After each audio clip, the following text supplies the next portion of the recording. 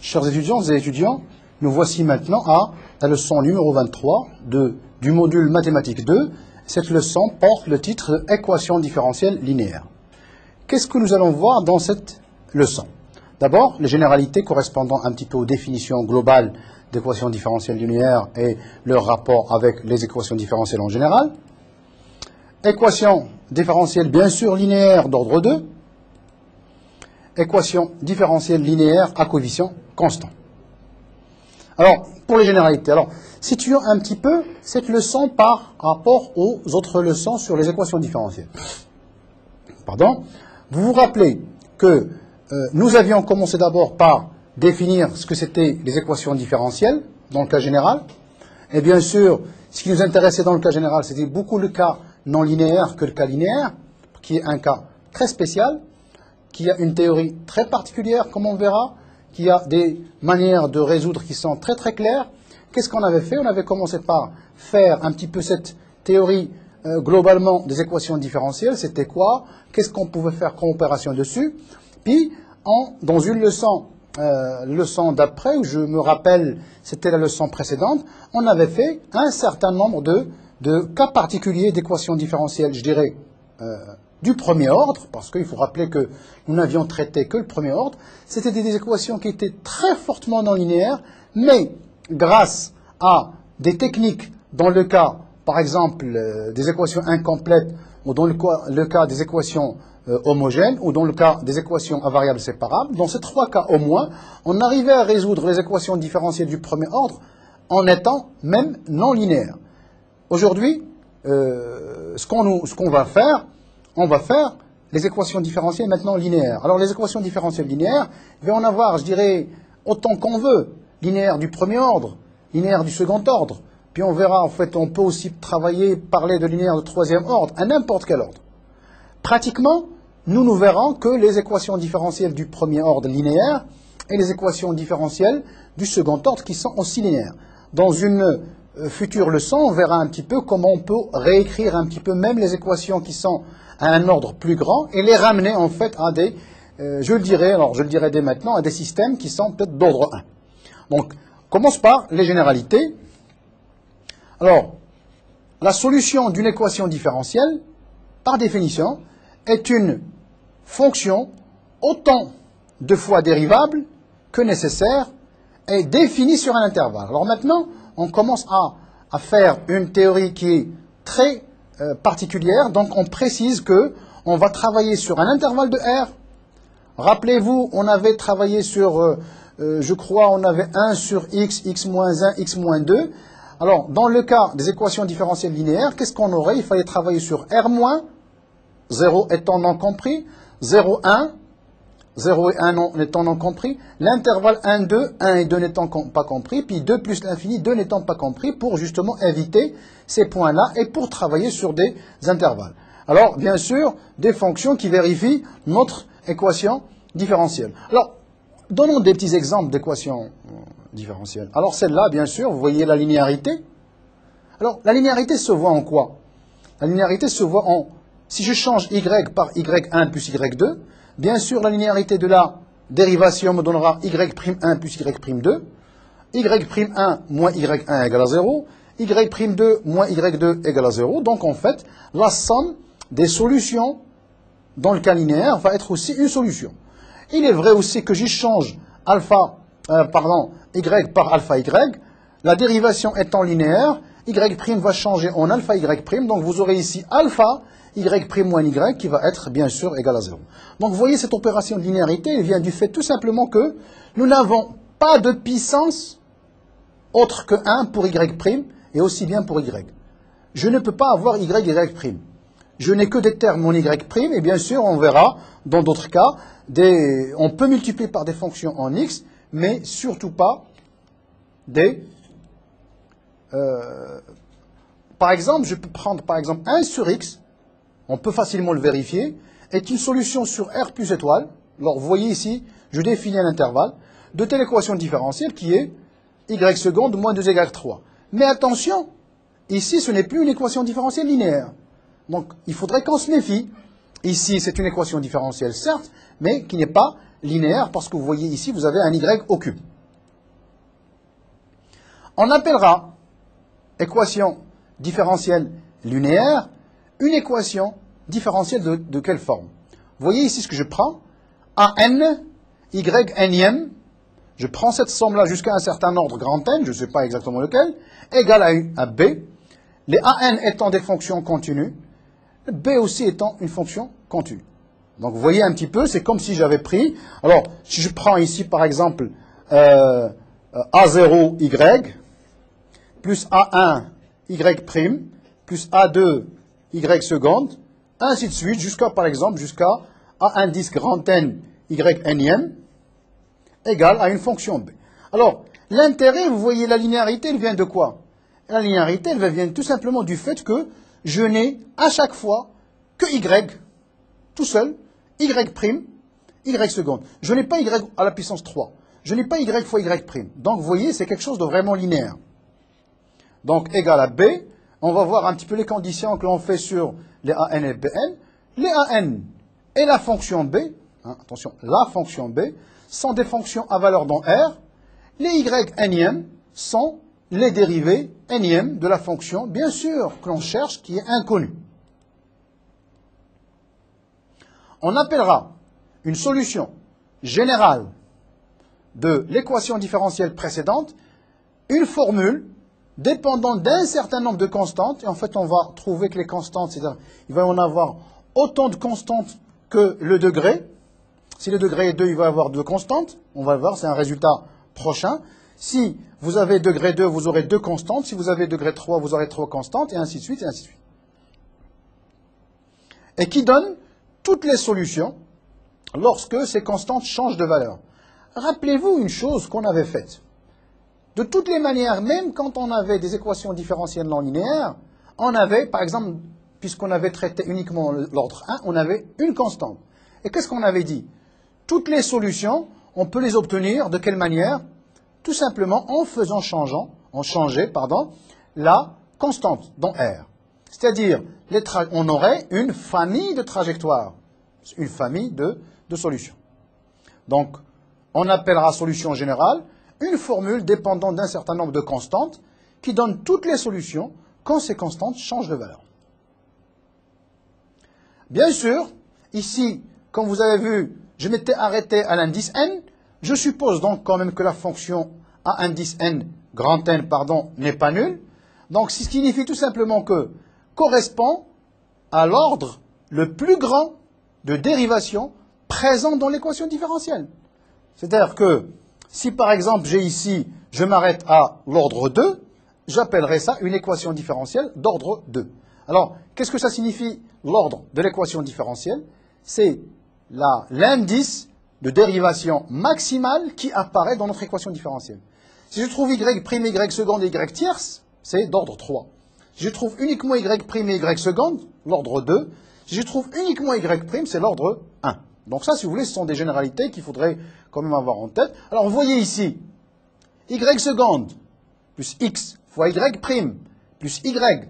Donc, c'est comme si vous avez ça, c'est A2. Ça, c'est A1.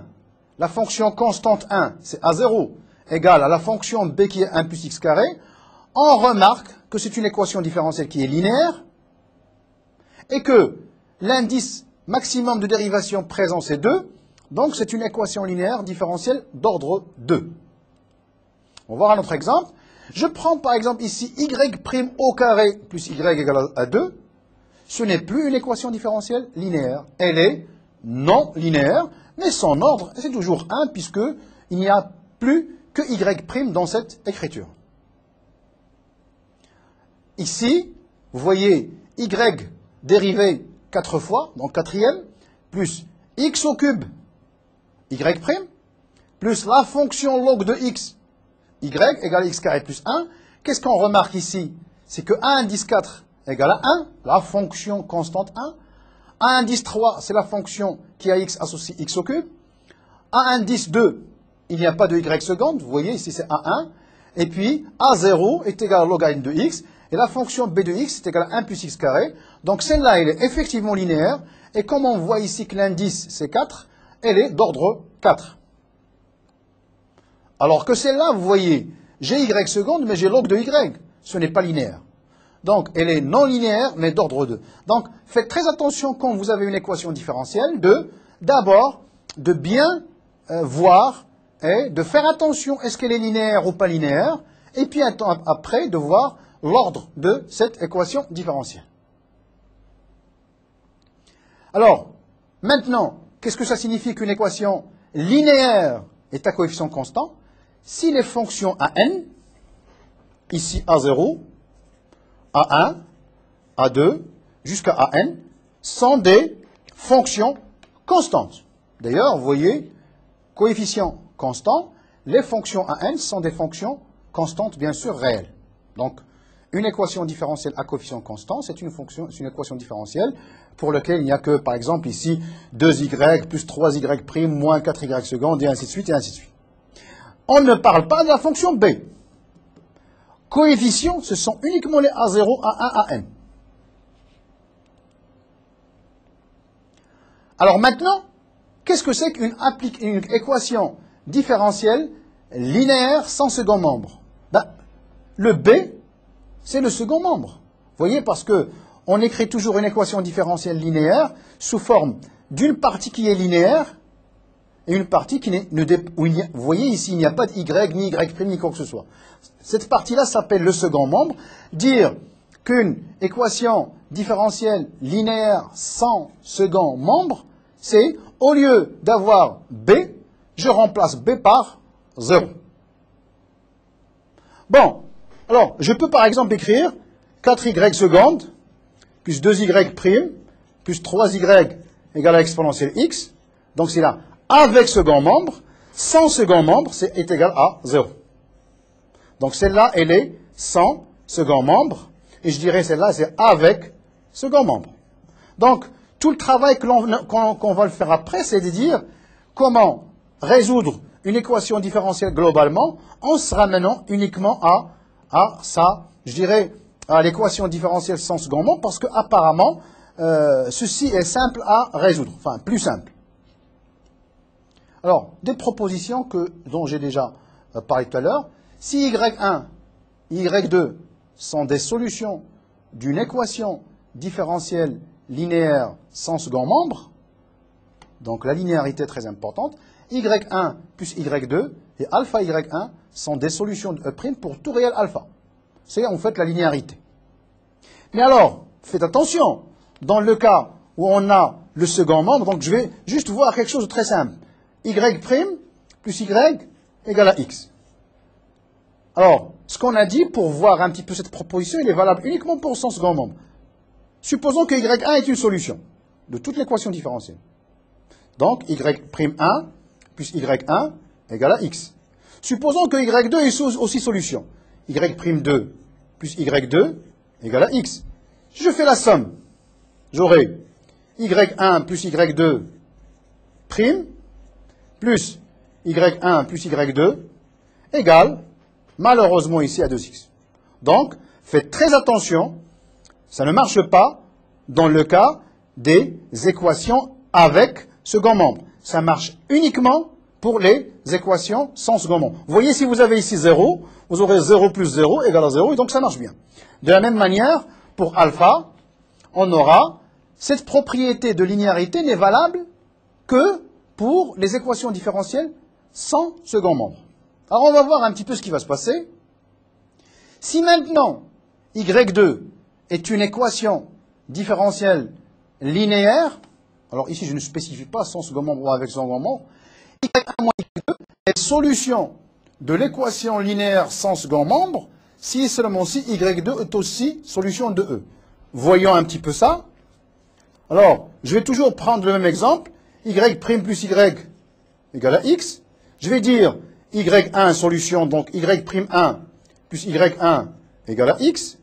y2, c'est y'2 plus y2 égale à x. Vous voyez si je fais la différence, hein, j'aurai y1 moins y2 prime plus y1 moins y2 égale à 0. Donc vous voyez, dans le cas de la différence, si j'ai deux solutions de l'équation avec second membre, la différence va être solution de l'équation sans second membre. C'est très intéressant. Justement, ça signifie quoi? Ça signifie que pour trouver une deuxième solution de l'équation générale, il me faut déjà la première, et puis il me faut à laquelle je vais ajouter quoi?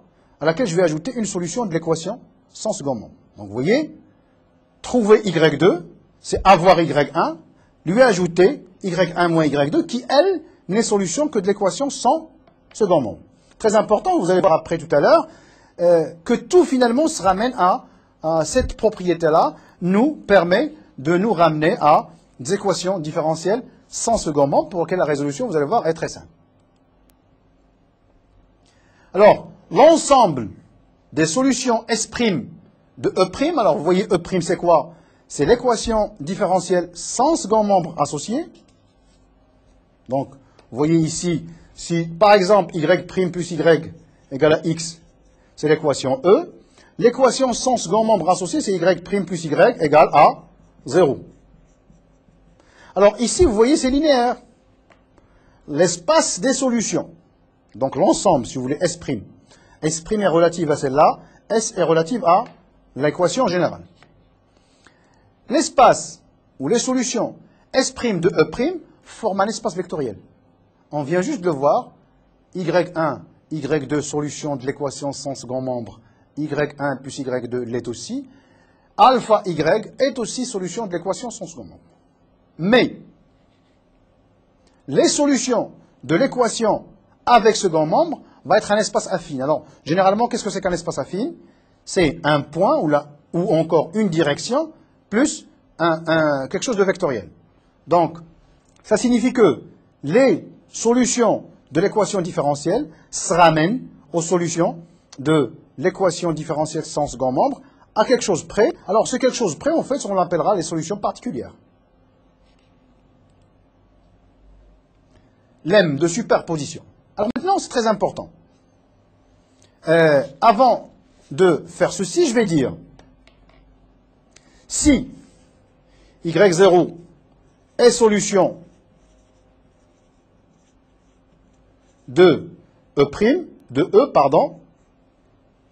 si y1 est solution de E', alors, ce qu'on vient de voir tout à l'heure, c'est y0 plus y1 est solution de E. Vous voyez en fait, y1 est une solution de E', elle est là. Je lui ajoute une solution particulière, j'obtiens une solution générale de l'équation différentielle avec second membre. Donc c'est ça un petit peu direction infime. Maintenant, ce qui se passe, il se peut que le second membre, vous voyez ici, on avait écrit ça sous forme B, il se peut que pour certaines raisons, on puisse classer ce second membre en plusieurs types. Par exemple, des polynômes, des exponentiels, des sinus, des cosinus.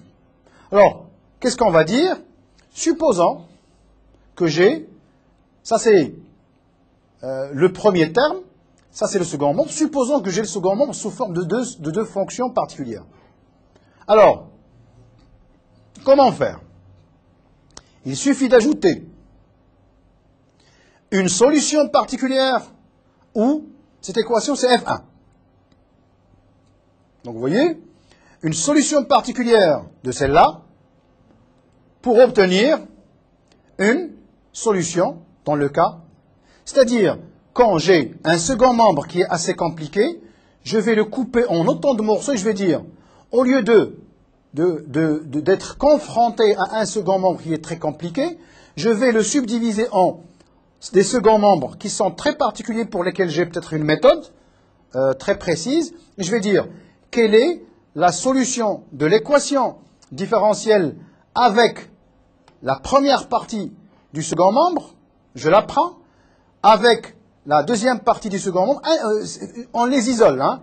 Et donc, après, la solution particulière pour tout le second membre va être la somme des solutions particulières pour les autres. Alors, vous allez voir un petit peu, c'est très simple à voir. Vous avez ici l'équation différentielle sigma de n égale à 0 jusqu'à grand N de an y nième égale à F1. J'ai ici, donc je prends une solution ici, Y1. Je prends sigma de n égale à 0 à grand N de AN, YNième égale à F2. J'ai ici une solution Y2. Essayons de voir un petit peu Y1, Y2, qu'est-ce qu'ils vont vérifier. Y1 plus Y2, quand je prends fois AN, et je prends leur dérivée, par linéarité, qu'est-ce que j'obtiens ici? Pardon, c'est grand N, c'est pas l'infini. J'obtiens cette partie-là, plus cette partie-là, c'est la linéarité de la dérivée. Mais, la première partie est égale à F1. La deuxième partie va être égale à F2. Ainsi, cette somme-là va correspondre à une solution particulière pour la somme des deux seconds membres. Donc, c'est très très important, un petit peu ce qu'on appelle un lemme de superposition. Alors maintenant, on va passer aux équations différentielles et linéaires du premier ordre. Je ne parle même plus maintenant de coefficient constant. E, c'est l'équation différentielle avec second membre. E', c'est l'équation différentielle sans second membre.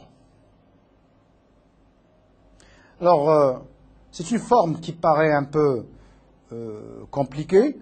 Surtout, je ne vous demande pas d'apprendre celle-là parce que ce n'est pas possible d'apprendre ce genre de choses. Mais quand même, on l'écrit. Y de x va être exponentielle moins grand A de t. Puis après, je prends ici exponentielle A de t, B de t, auquel j'ajoute k. Tout ça, c'est solution générale de l'équation différentielle avec second membre, et k étant une constante réelle.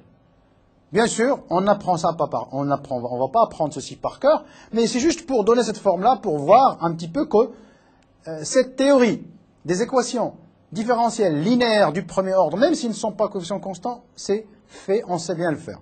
Le problème, c'est ceci, où a de t, bien sûr, est une primitive de la fonction petit a de t qu'on avait vu tout à l'heure. Alors, nous n'allons pas faire de cette manière-là. C'est rarement on va procéder de cette manière. Variation de la constante. Très important. On va prendre une méthode qui s'appelle méthode de la variation de la constante. Cette méthode permet de trouver une solution particulière de l'équation avec second membre. À partir de quoi? Alors, pour résoudre les équations linéaires, bien sûr différentielles du premier ordre, qu'est-ce qu'on peut faire? On peut soit utiliser la formule précédente, mais comme vous l'apprendrez pas par cœur, même moi aussi je ne l'ai pas pris par cœur. Donc, on ne va pas prendre la formule tout à l'heure. On peut aussi commencer, c'est ça ce qui est très important, par résoudre l'équation sans second membre.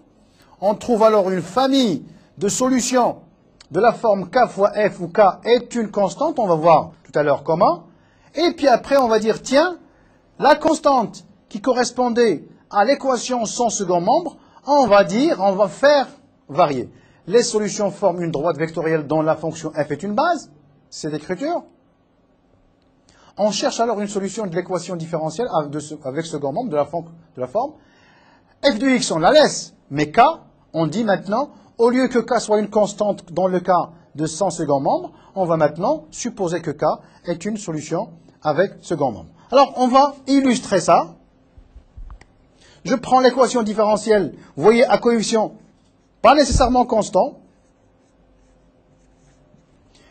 plus 4xy égale à 0.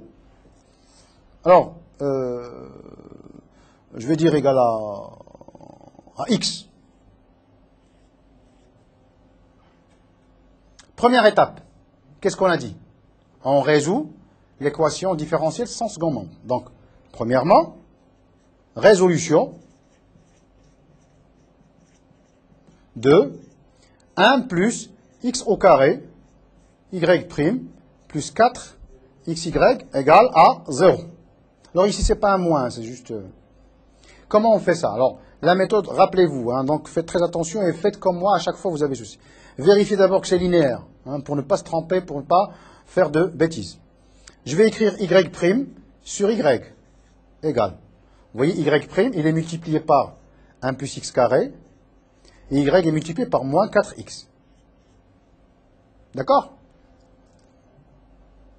Rappelez-vous qu'on se ramène finalement à une équation différentielle à variable séparable. C'est ça l'avantage des équations différentielles linéaires sans second membre. On se ramène toujours à des variables, des équations différentielles linéaires bien sûr, mais surtout à variables séparables. Tous les y sont d'un côté, tous les x sont de l'autre côté. Quelle est la primitive de y' sur y? C'est log de valeur absolue de y. Écrivons-le. Égal. Alors ici, moins 4x, ici moins 4x, la dérivée de 1 plus x carré par hasard ici c'est 2x, donc j'ai joué moins 2 fois 2x sur 1 plus x carré. Bon bah je le note quand même. Hein. Et donc j'ai de la forme u' sur u, donc je vais obtenir moins log. Donc ici est égal à moins 2 logarithme de, c'est plus la peine d'écrire ici la valeur absolue puisque 1 plus x carré est un nombre positif. Et vous allez voir, je vais dire ici une constante c. Très bien. Bon, je passe aux exponentiels, parce que moi ce qui m'intéresse c'est y. Si je passe aux exponentiels, j'aurai valeur absolue de y, bon, et exponentiel ceci, bon, pour l'instant je le laisse, fois exponentiel c. Donc c'est exponentiel c que je vais prendre comme constante k. Alors, maintenant, exponentiel c, donc ça va être une constante k. Je peux dire maintenant si k est positif, j'aurai valeur absolue de y, j'enlève les valeurs absolues. Si maintenant c'est négatif, c'est la constante k que je multiplie par un signe moins. Donc je peux dire, vous voyez, faites toujours comme moi, y égale, l'exponentielle de cette partie-là, vous voyez l'exponentielle du logarithme, donc c'est 1 plus x carré. Comme j'ai un moins 2, donc j'aurai 1 sur 1 plus x carré au carré fois une constante k. Donc ça c'est solution de l'équation différentielle, donc solution générale de E', c'est-à-dire sans second membre. Qu'est-ce que c'est que la variation de la constante? Je prends la solution générale de l'équation différentielle sans second membre, qu'on appelle homogène, et je vais dire maintenant, cherchant y, alors maintenant deuxièmement, avec second membre, je vais dire y égale à k de x, 1 sur 1 plus x carré au carré. Dans ce cas-là, je fais varier ce qu'on appelle la constante. Y' égale à k', 1 sur 1 plus x carré au carré, plus k fois la dérivée 1 sur 1 plus x carré au carré. Donc ça va être moins 2 fois 2x sur 1 plus x carré à la puissance 4. Alors, qu'est-ce qu'on va prendre? On va multiplier 1 plus x carré fois y'. Donc ça va être égal à k' sur 1 plus x carré plus, enfin moins ici, 4x k sur 1 plus x carré au cube.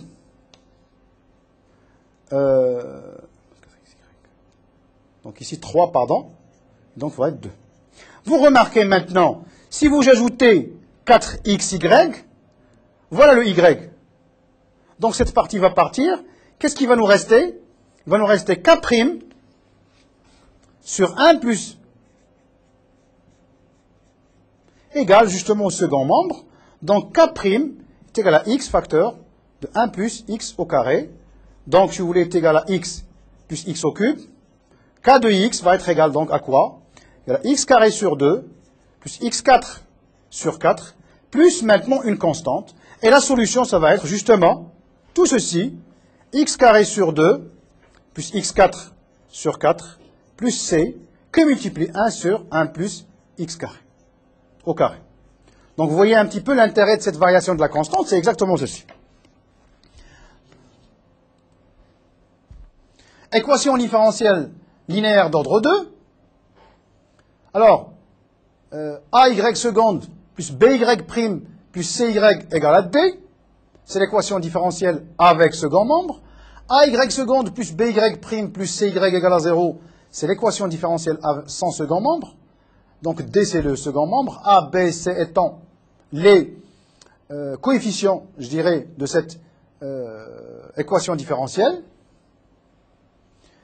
Maintenant, ce qui nous intéresse le plus, dans le cas des équations linéaires de second membre, c'est le cas uniquement des fonctions où les coefficients sont tous constants. Alors, théorème, qu'est-ce qu'on va faire? Automatiquement, dès que j'écris AY seconde plus BY prime plus CY égale à D, je ne fais pas attention à petit d, je vais dire tout simplement le polynôme caractéristique c'est ax carré plus bx plus c que je dois résoudre.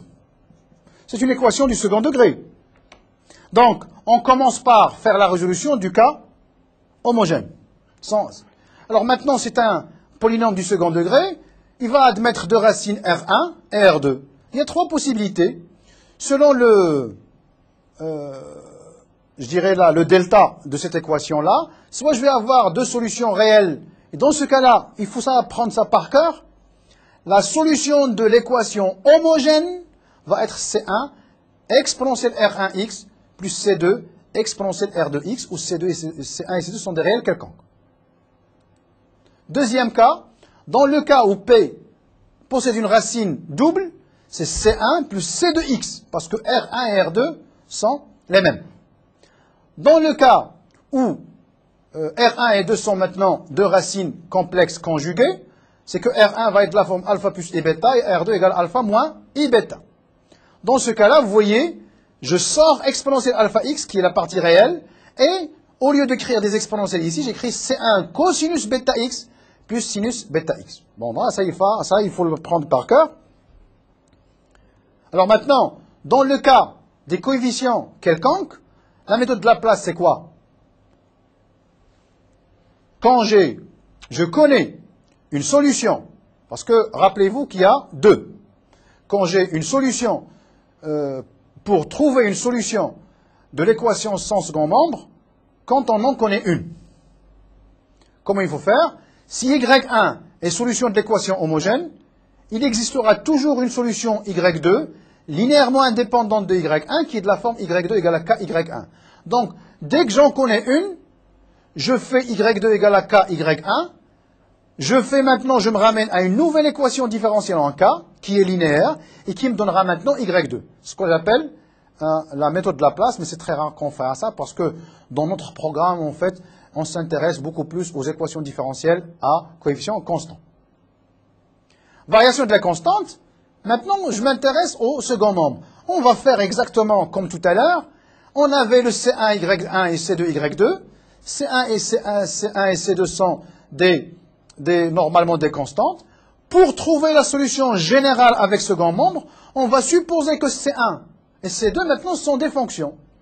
Alors, C1 et C2 maintenant vont être liés par les relations suivantes. C'1Y1 plus C'2Y2 égale à 0. A C'1Y'1 plus A C'2Y2 égale à 0. Donc, je connais Y1, je connais Y2, et donc j'obtiendrai ceci. Ça va me donner donc un système en quoi je trouverai donc C'1. Je trouverai donc C'2. Et donc, j'intégrerai deux équations linéaires du premier ordre, ce qui me donnera C1 et C2. C'est comme ce qu'on avait fait tout à l'heure pour les équations différentielles du premier ordre.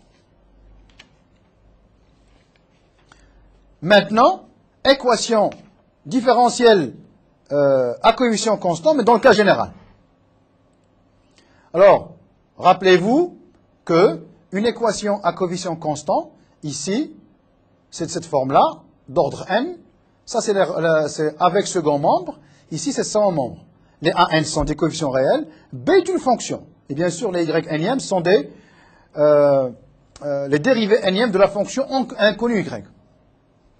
Alors, on appelle polynôme caractéristique comme tout à l'heure. Tout à l'heure, on s'était arrêté à 2.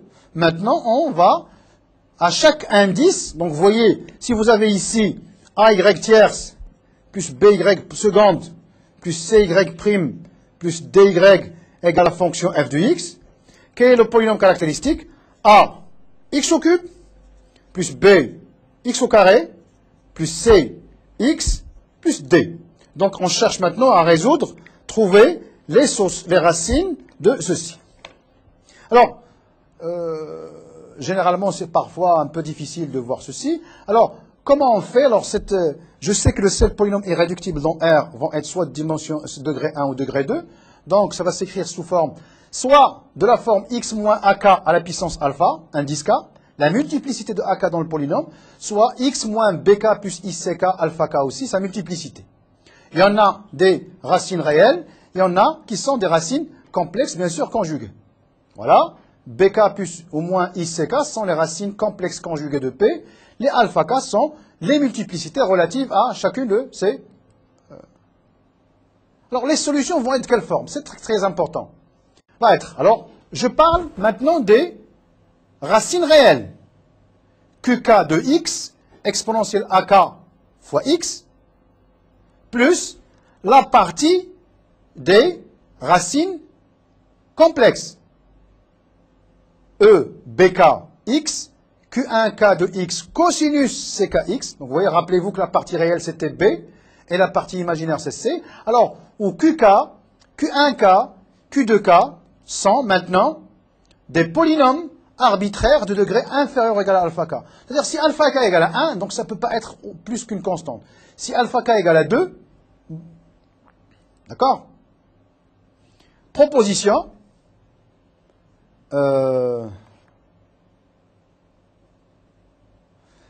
Maintenant, si j'ai un second membre de la forme, c'est ce qu'on vous demande, on ne vous demande pas plus.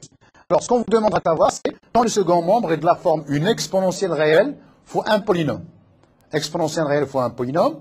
Qu'est-ce qu'il faut faire? Donc, il faut prendre ici le t, le m, comparé avec le polynôme caractéristique, et le degré du polynôme. Donc, m réel, t polynôme. Il existe toujours une solution de E de la forme. Vous voyez, exponentielle m, q de x, si m n'est pas racine du polynôme. Dans ce cas, x à la puissance alpha, exponentielle mx, q de x, si m est une racine de multiplicité alpha. Donc vous voyez, si alpha égale à 0, c'est pas racine, donc j'aurai x à la puissance 0. Si alpha est racine, donc j'aurai x. Si est racine double, j'aurai x carré, ainsi de suite.